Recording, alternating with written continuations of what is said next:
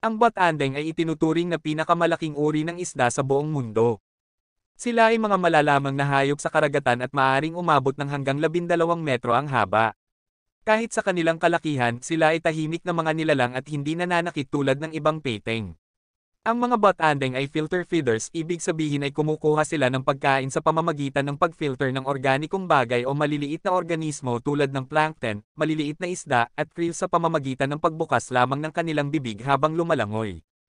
Isa sa kagiliw-giliw tungkol sa mga batandeng ay ang kanilang magandang anyo na may natatanging pattern ng mga spot katulad ng fingerprints ng tao.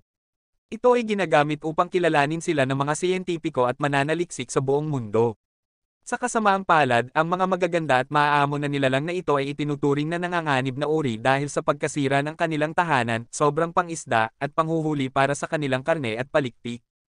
Kung sakaling magkaroon ka ng pagkakataon na lumangoy kasama ang mga ganitong mga kahangahangang nilalang, huwag kalimutan na gawin ito ng may responsibilidad, na may paggalang sa kanilang kalikasan, at huwag silang hawakan.